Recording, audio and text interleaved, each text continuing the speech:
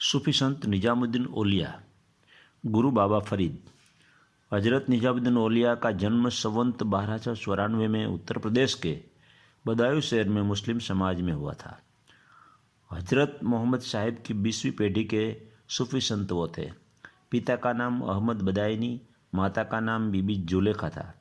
उनका नाम सैयद मोहम्मद था। उनके वंशज सुल्तान शमसुद्दीन अल्तमश के समय में शाहात जमात के साथ बुखारा बदायूं शहर छोड़कर दिल्ली भारत में आए। उनकी माता के साथ एक वो झोपड़ी में वो रहते थे। बहुत गरीब थे।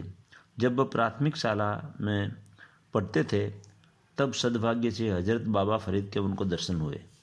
बाबा फरीद ने उनके सिर पर हाथ रखकर बोले, बेटा आज से तू किसी का मोहताज नहीं रहेगा। मेरी एक बात याद रखना, किसी से कुछ कर्ज करके लिया है तो उसे वापस कर दीजिए। बाबा फरीद के दर्शन के बाद दिन प्रतिदिन उनकी गरीबाई कम होने लगी। सन 1314 में 20 साल की आयु में पाकपटन पाकिस्तान में बाबा फरीद से दीक्षा ग्रहण की। हर रमज़ान मास में दिल्ली से पाकपटन पाकिस्तान हजरत बाबा फरीद के दर्शन और सत्संग के लिए जाया करते थे।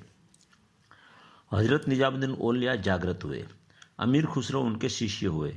गरीब लोगों के लिए अन्न क्षेत्र की शुरुआत की। अनेक लोगों के लिए खाना बनता था। सब लोग खाना खा लेने के बाद हजरत निजामुद्दीन औलिया भोजन करते थे। उनके समय में दिल्ली में सुल्तान गियासुद्दीन तगलक गद्दी पर थे। वो सूफी संतों के विरोधी थे। वो निजामुद्दीन औलिया को दिल्ली से दूर करना चाहते थे। एक दिन अचानक उनका नया राजमहल गिर गया। इस गिरे हुए राजमहल में खटपट करने वाले राज दरबारी अनेक की मृत्यु हो गई।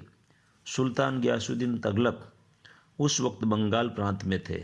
उसने अमीर खुसरो को संदेशा भेजा कि मैं जब तक दिल्ली आ जाऊं तब तक निजामुद्दीन औलिया को कह दो दिल्ली छोड़कर कहीं चले जाए। ऐसा नहीं हुआ तो वो मृत्युदंड के लिए औलिया तैयार रहे।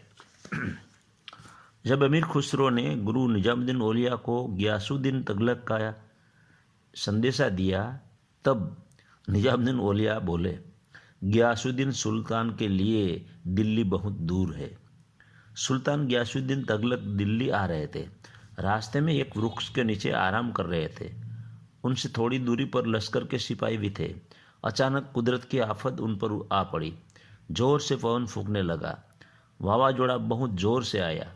जिस वृक्ष के नीचे सुल्तान गियासुद्दीन सो रहे थे, इस वृक्ष की बड़ी डाली कटकर उनके सिर पर गिरी।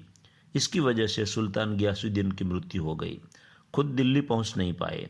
इस तरह हजरत निजामुद्दीन औलिया की भविष्यवाणी सत्य हुई। हजरत निजामुद्दीन औलिया अपनी मस्ती में रहते थे। उनके दो शिष्य थे, शेख नसरुद्दीन मोहम्मद चिराग और दूसरा अमीर खुसरो।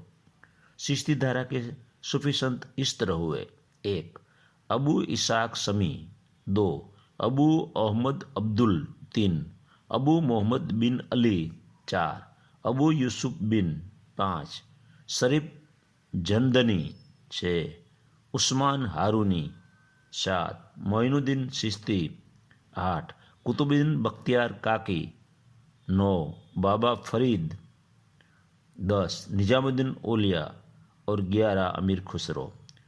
संवत 1381 में 87 साल की आयु भुगत कर नई दिल्ली में देह त्याग किया। उनकी मजार के सामने शिष्य अमीर खुसरो की मजार है। पास में गालिब कवि की भी मजार है। न्यू दिल्ली में हजरत निजामुद्दीन औलिया के नाम से रेलवे स्टेशन भी है। यह तीनों मजार के दर्शन कर हम धन्य हुए।